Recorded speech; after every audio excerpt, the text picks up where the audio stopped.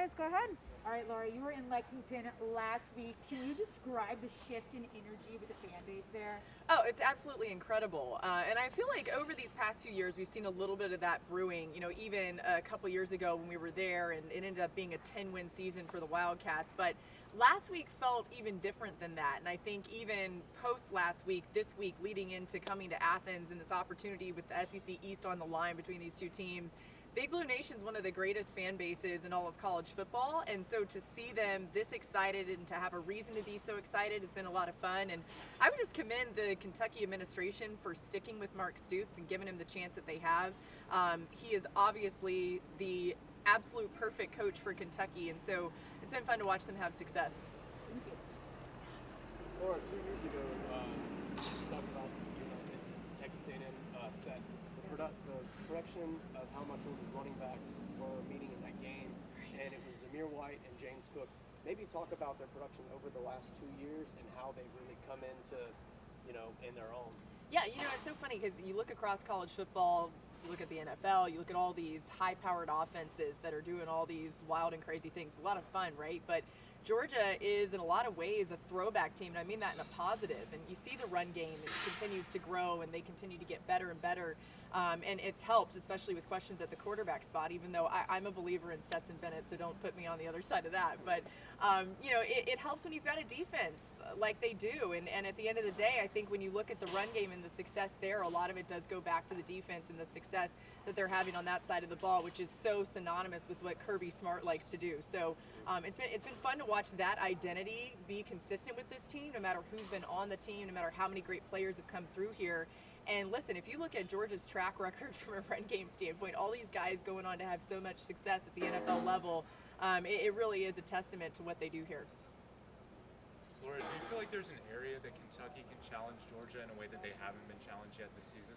Yeah, I mean, look, here's the reality. This is a tough matchup for any offense that's going to face Georgia's defense. It's just going to be it's going to be difficult, right? But what I do think is that for Kentucky, really leaning into their defensive physicality and even some of their aggression could maybe put Georgia's offense in a standpoint where they could make some mistakes. It's going to be hard to do in a home environment, and all these caveats that I'm making for a reason, because Georgia is deserving of this number one spot. But to me, that's maybe the one area where being aggressive, maybe at least challenging, and maybe making sure that Stetson Bennett knows pressure's coming. He might think about it a little bit. Maybe you could force him into a mistake. A mistake here and there can help Kentucky a lot. Laura, you mentioned the home environment. How do you think Georgia, Athens, Sanford Stadium has kind of changed into a more elite crowd? I mean, 2 weeks ago with the new crowd at Arkansas, how loud it was. How do you think that maybe Sanford Stadium is becoming one of those places you just don't want to go to? Yeah, I think it's always been that, right? To me, this is one of the iconic places in college football. It's one of the atmospheres, I think, that you hear people say between the hedges, and you immediately can picture the stadium. You can picture the environment. And even in some of the games that haven't been conference opponents, I feel like I've heard a great crowd here. So it's only getting better and better. And I believe that, you're looking at a Georgia team that hasn't been ranked number one in over a decade, right, during the regular season. It's been a while since they won a national championship, despite being in the national championship a couple years ago. I know that's a sore subject for a lot of Georgia fans, but the excitement, to me, will continue to grow, and I think this is a crowd that factors in big time when it comes to the game. I mean, you mentioned the noon kick, a couple weeks ago, but I believe this is a crowd that they need to continue to rely on, especially with the way that they like to play football. Former Heisman winner RG3 recently put defensive lineman Jordan Davis at the top of his Heisman rankings. Do you believe there's a chance that the defensive lineman wins it? He should be in the conversation. I'm not sure. I mean, when you look at Heisman Trophy, I'm not sitting here saying that a quarterback's not going to win it, because unfortunately, that's just how it goes, right? That's who usually wins the Heisman, except Devontae Smith won last year. But I love the idea of a defensive guy in the mix and a big man, even to make it that much better.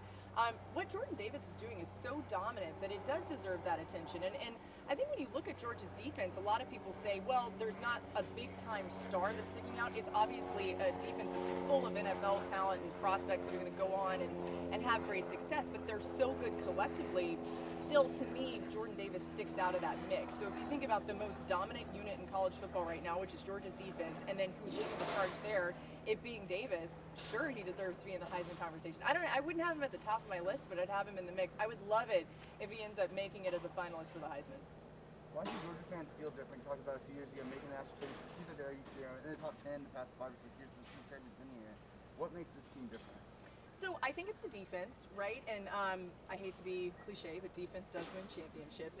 When you think about what actually matters in those big games, right? You need to, have an opportunity to stop some of these high-powered offenses. And I think the style of ball that Georgia can play does put them in a situation where they're going to be competitive with any team they might face off again. Let's say it does end up being Alabama, for instance, or one of these high-powered offenses across the country.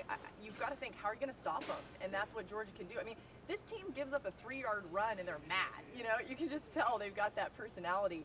I cannot get over the fact that over this entire season, through 6 games, they've given up 2 touchdowns. It's ridiculous that they're giving up like 5 points a game if you look at the average. So from that standpoint, they're different, and they've had dominant defenses before. But I have a strong feeling that this defense will look back on it and say it's one for the ages and it's historic. I think that's what could ultimately lead them to a national championship and allow them to be that much better in the final moments. Which, as we know, the last time they had this chance, it was just one more play that was just that much better that didn't even seem like it was going to be possible with Tua Tagovailoa and Devontae Smith. So I think that really does set this team apart. Anything else? Having kind of chaos each week, there's upsets each week. It seems like it's a new top 10, every Sunday when it comes out. How is that, change? How is that good for college football and the game as a whole? Oh man, I think it's great. I mean, do you guys probably feel like this? There's kind of been a renewed energy in a way in college football this week just because Alabama lost, and I'm sure certainly here it feels even better because this is the #1 team. But there's a reality to fans wanting a different crop. Having Cincinnati be good, Iowa heavily in the mix, some of these names that we don't normally see, I think matters. And in the conversation overall about expansion in the college football playoff, no matter what side you are on that, you want to see fresh faces. It feels like this year, maybe we're the closest that we've been to seeing that. I'm not saying that Alabama can't get right back in the mix, which I absolutely believe they will. I think it's important to remember that right now we're on the AP poll, right? So we haven't seen the College Football Playoff Committee actually put their rankings out, which you never know what they can do. They're looking at a variety of metrics that could change this around a little bit. But, it'd be great for college football to see some fresh faces, and we're already seeing that. And it does feel like any given week, these teams are really good, and you can catch somebody at an off week or even